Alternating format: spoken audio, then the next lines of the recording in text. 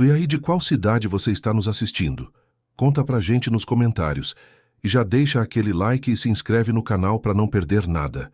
Estamos na reta final para os 300 inscritos. E sua ajuda faz toda a diferença. O silêncio matinal de Itaquera, um bairro que respira histórias e lutas diárias na zona leste de São Paulo, foi rompido de forma abrupta. Não pelo burburinho habitual de carros e vendedores ambulantes, mas por um som mais primal, mais angustiante. Um lamento agudo e persistente, ecoando das profundezas de um córrego poluído. Era uma manhã cinzenta, pesada, com o ar úmido carregado pelo cheiro forte de esgoto, misturado ao aroma adocicado da terra molhada. As primeiras luzes do sol mal conseguiam penetrar a camada densa de nuvens, pintando o cenário com tons opacos que pareciam prever a tragédia iminente. Dona Lúcia, com seus cabelos brancos e mãos calejadas pela vida, regava as samambaias na varanda de sua pequena casa, quando o som, quase imperceptível a princípio, começou a ganhar volume. Não era o miado de um gato preso, nem o latido comum de um cachorro de rua. Havia uma nota de desespero tão pura que gelou a espinha da velha senhora. Curiosa e com um pressentimento ruim, ela se aproximou da mureta que dividia seu quintal do barranco íngreme que descia até o córrego. A visão que se apresentou a seus olhos cansados foi um soco no estômago. Ali, em um galho seco que se projetava precariamente sobre as águas turvas e fétidas, um pequeno filhote de cachorro lutava para se manter. Era minúsculo, com a pelagem suja de lodo e os olhos arregalados de terror. Seus latidos, antes lamentos, agora se transformavam em guinchos de pânico, enquanto a correnteza, mais forte do que o habitual devido à chuva da noite anterior, ameaçava arrastá-lo a qualquer instante. O galho, seu único refúgio, balançava perigosamente sob o peso do medo. O coração de Dona Lúcia apertou. Ela já havia visto muita coisa na vida, mas a inocência daquele pequeno ser em tamanho sofrimento era algo que não podia ignorar. O filhote, mais tarde conhecido como Max, era a personificação da dor e do abandono. Sua pele, antes macia e cheia de vida, estava agora coberta de feridas e parasitas, um testemunho silencioso de dias de fome e maus tratos. Ele tremia incontrolavelmente, não apenas pelo frio úmido do córrego, mas pelo terror de uma morte iminente. Aquele não era um acidente. Não, a situação de Max era o resultado cruel da maldade humana, de uma indiferença que se tornou rotina nas margens daquela comunidade. Horas antes, Max havia sido descartado como lixo por 2 traficantes locais, figuras conhecidas pela brutalidade e pela ausência de qualquer compaixão. Eles o haviam jogado no córrego, rindo da sua impotência, acreditando que a correnteza faria o trabalho sujo. Sua lista de atrocidades, já longa e macabra, estava prestes a receber mais uma vítima. Mas Max, apesar de todo o sofrimento, possuía uma faísca de vida, uma vontade de sobreviver que se recusava a ser apagada. Ele se agarrava ao galho com a força de quem não tem mais nada a perder, seus pequenos olhos fixos no vazio, buscando por uma salvação que parecia nunca chegar. Dona Lúcia tentou gritar por ajuda, mas sua voz fraca se perdia no barulho distante da cidade. Os poucos vizinhos que passavam apressados para o trabalho mal notavam a cena, ou preferiam ignorá-la, acostumados à dura realidade do bairro, onde a luta pela sobrevivência era individual.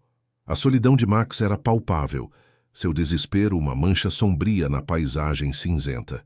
Ele estava sozinho, à mercê da natureza e da crueldade humana. Mas, como em toda boa história, o destino às vezes tem planos surpreendentes, e o de Max estava prestes a mudar, de uma maneira que ninguém poderia prever. Conta nos comentários de onde você está assistindo e aproveita para deixar seu like. O pequeno Max, exausto e gelado, sentia suas forças se esvaindo. O galho que o sustentava, antes um refúgio precário, agora parecia um instrumento de tortura, cortando sua pele, onde se agarrava com as últimas unhas. Seus latidos haviam diminuído para meros guinchos sufocados, e a visão do mundo ao seu redor, antes turva pelas lágrimas e pelo lodo, agora parecia desvanecer em um cinza indistinto. Cada batida de seu coração minúsculo era um grito silencioso de adeus, enquanto a correnteza implacável lambia suas patas ameaçando puxá-lo para o abismo escuro e fétido. Dona Lúcia, do alto do barranco, observava com o coração em pedaços, impotente, suas tentativas de chamar ajuda se perdendo no eco da indiferença. O desespero de Max atingia o seu ápice. A vida parecia prestes a abandoná-lo. Foi nesse instante de total desamparo, quando toda a esperança parecia perdida, que um elemento surpreendente irrompeu na cena. Das vielas empoeiradas, surgindo como uma sombra robusta e determinada, emergiu um herói improvável. Trovão. Não era um cão qualquer. Trovão era um cão de rua de grande porte, um guardião silencioso e imponente daquela comunidade, cujos olhos vigilantes já haviam testemunhado inúmeras injustiças, incontáveis atos de crueldade e a dura realidade da sobrevivência nas ruas de Itaquera. Sua pelagem escura e despenteada, marcada por cicatrizes de batalhas passadas, escondia um coração leal e uma inteligência aguçada.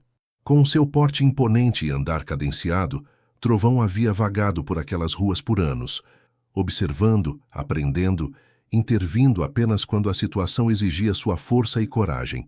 Mas a cena de Max, tão pequeno, indefeso e à mercê da correnteza, despertou nele algo mais profundo do que a simples observação, uma fúria protetora, uma indignação que reverberava em cada músculo de seu corpo forte. Ele não podia ignorar. Não agora. Aquele pequeno ser à beira da morte precisava de um milagre. E Trovão, sem hesitar, decidiu que seria ele o portador desse milagre. Ele se aproximou do barranco com uma urgência palpável, seus passos firmes em contraste com o terreno traiçoeiro. Seus olhos, antes calmos, agora ardiam com uma determinação feroz, fixos no pequeno filhote que lutava pela vida. Trovão iniciou uma luta frenética para salvar Max.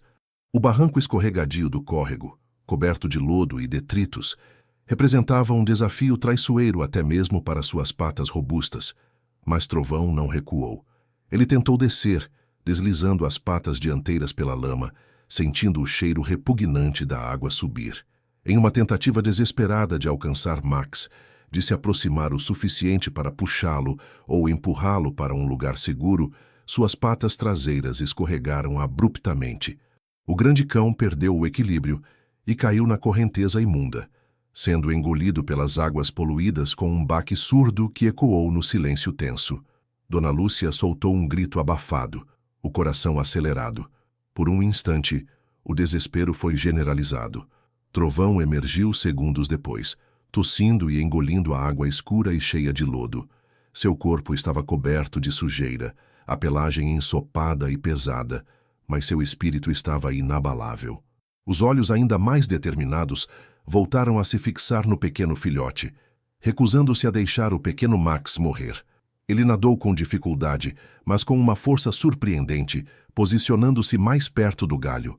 A visão do grande cão, agora tão sujo e molhado quanto o filhote, mas com uma aura de heroísmo inegável, trouxe uma centelha de esperança para Dona Lúcia e para o próprio Max, que com as últimas forças ergueu a cabeça para observar seu salvador improvável.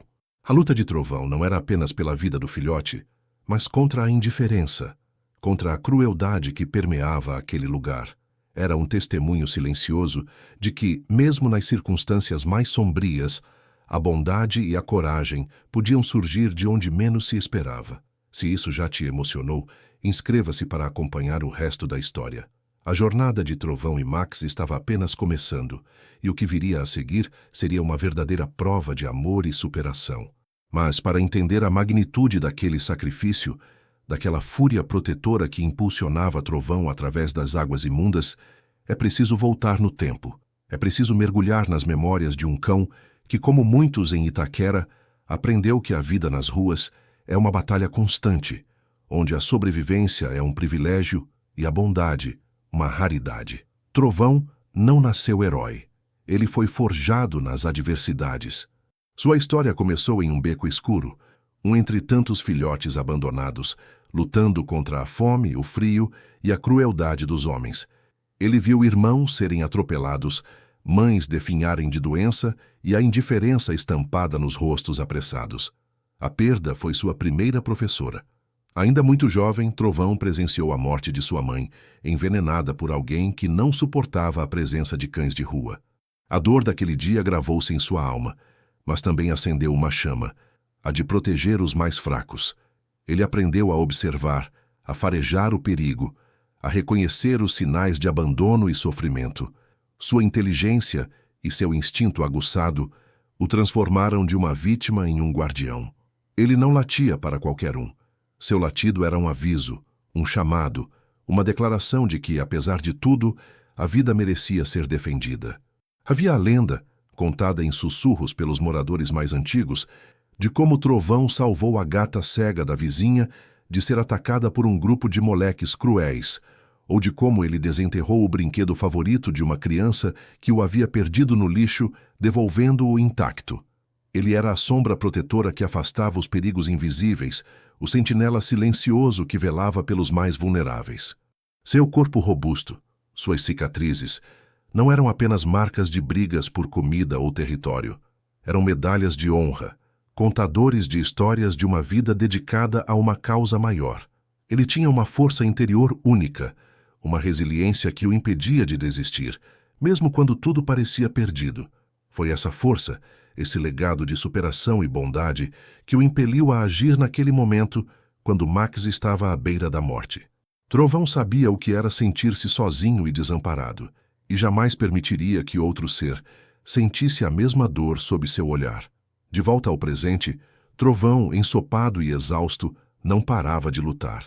Ele nadava em círculos apertados ao redor do galho, tentando encontrar uma maneira de alcançar Max.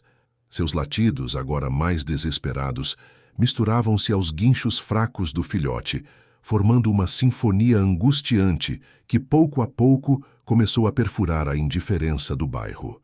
Dona Lúcia, do alto do barranco, não estava mais sozinha. Outros vizinhos, atraídos pelo barulho incomum e pela visão do grande cão em apuros, começavam a se aglomerar, seus rostos contorcidos em preocupação. Contudo, no pior momento possível, quando a esperança começava a brilhar, uma nova sombra surgiu. Os dois traficantes, aqueles mesmos que haviam jogado Max no córrego, retornaram ao local. Com sorrisos cínicos e olhares vazios de qualquer humanidade, eles queriam se certificar de que sua maldade havia sido concluída, que o pequeno filhote havia desaparecido nas águas. Ao verem Trovão e Max ainda vivos, a raiva acendeu em seus olhos, substituindo o cinismo por uma fúria brutal. Os vira-latas desgraçados ainda estão vivos, rosnou um deles, o rosto contorcido de ódio. O outro, com um riso seco e cruel, pegou um pedaço de pau caído no chão. Vamos acabar com isso de uma vez por todas. Ninguém desafia a gente aqui. Eles se prepararam para dar um fim definitivo em ambos os animais, empunhando paus e pedras, determinados a silenciar para sempre aquela pequena faísca de vida e a coragem que a protegia. O perigo, que parecia ter diminuído com a chegada de Trovão, agora voltava com uma força ainda mais brutal e ameaçadora. A aparição dos traficantes, munidos de paus e pedras, eletrizou o ar já pesado. Um silêncio gélido caiu sobre o barranco, substituindo os latidos e guinchos por um medo palpável. Os vizinhos, que antes se aglomeravam com curiosidade e preocupação, agora recuavam, alguns puxando os filhos para trás, lembrando-se da reputação violenta daqueles homens. Dona Lúcia sentiu um calafrio percorrer sua espinha, mas em vez de se afastar, ela cerrou os punhos, seu olhar fixo na cena, uma chama de revolta acendendo em seus olhos cansados. Trovão, no córrego, percebeu a nova ameaça. Seus latidos antes de desespero e luta transformaram-se em rosnados profundos e ameaçadores, um aviso claro de que ele não recuaria, não abandonaria Max. Os dois criminosos, com a arrogância de quem se sente intocável, avançaram em direção ao córrego. Achavam que iam escapar seus pulguentos? Zombou um deles, erguendo o pedaço de pau. Vão aprender a não cruzar nosso caminho. O outro, com um sorriso distorcido, pegou uma pedra maior, preparando-se para arremessá-la. A cena era um soco no estômago. A inocência e a coragem de dois animais contra a crueldade deliberada de homens que haviam perdido qualquer traço de humanidade. O pequeno Max, sentindo a vibração da ameaça, guinchou novamente. seu corpo minúsculo tremendo ainda mais. Mas o que eles não esperavam, porém, era a reação da vizinhança. Aquele silêncio inicial de medo foi quebrado por um murmúrio crescente, que logo se transformou em vozes indignadas. A visão dos traficantes, que já haviam causado tanto sofrimento e temor no bairro, agora atacando seres indefesos, foi a gota d'água. Dona Lúcia, com uma força que parecia brotar de sua alma, deu o primeiro passo à frente. "Parem com isso agora!" Sua voz, embora trêmula, ecoou com uma autoridade surpreendente. "Deixem os animais em paz."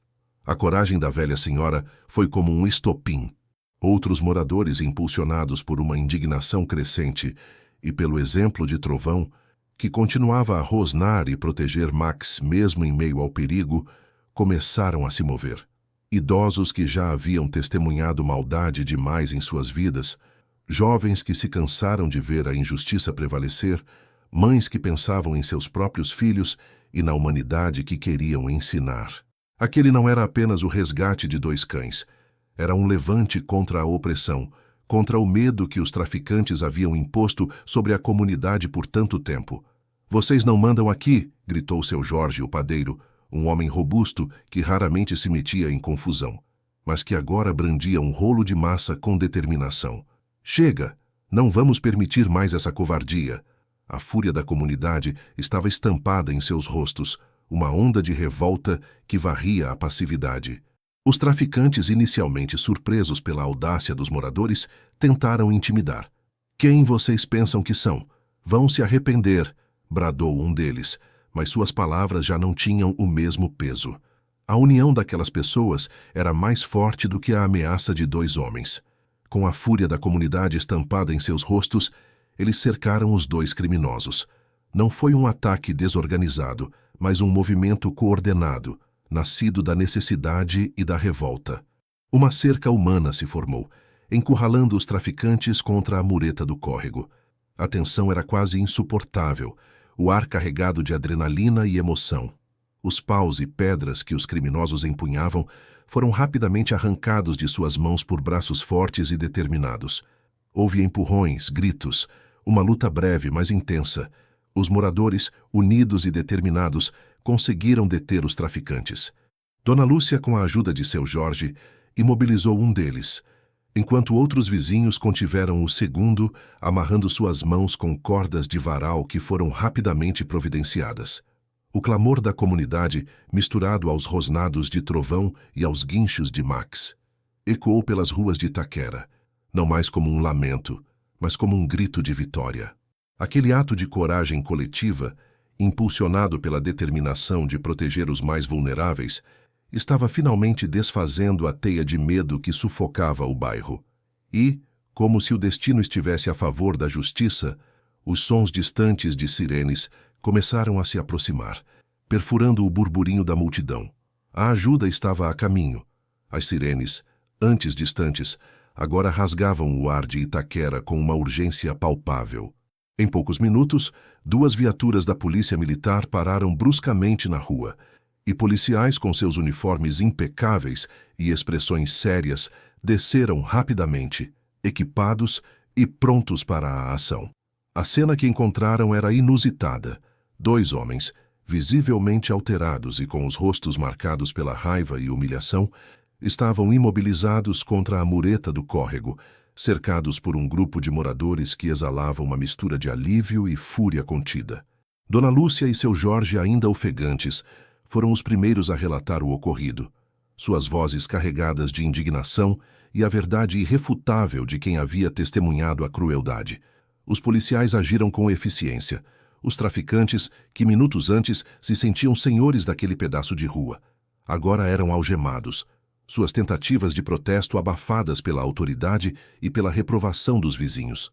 Aquele era o fim de uma era de medo imposta por eles.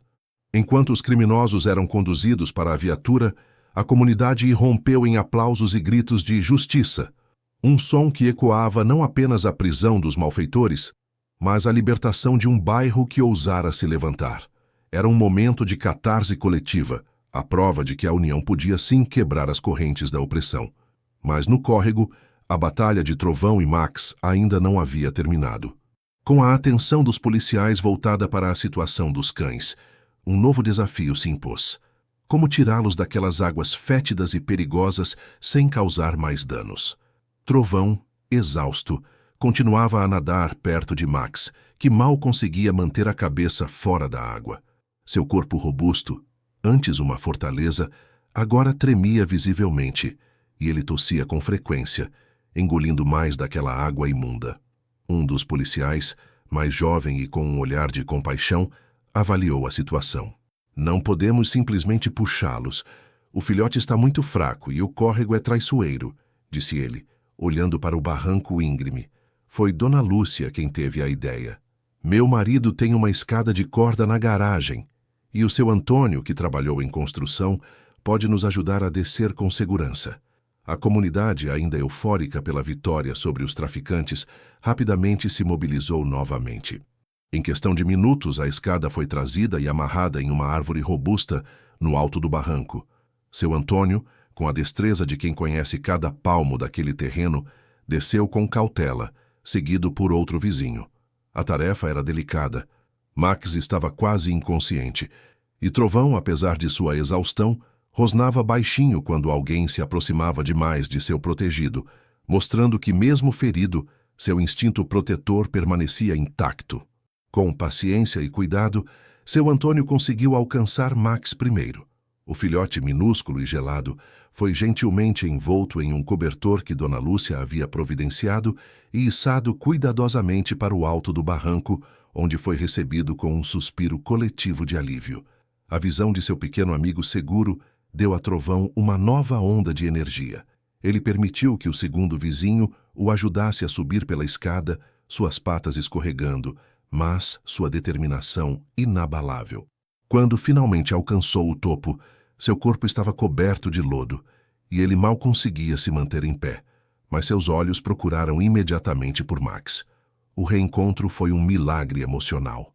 Max, ainda tremendo, fez um pequeno esforço para se aconchegar ao lado de Trovão, que, apesar de suas próprias dores e ferimentos, lambeu a cabeça do filhote com uma ternura que contrastava com sua aparência robusta.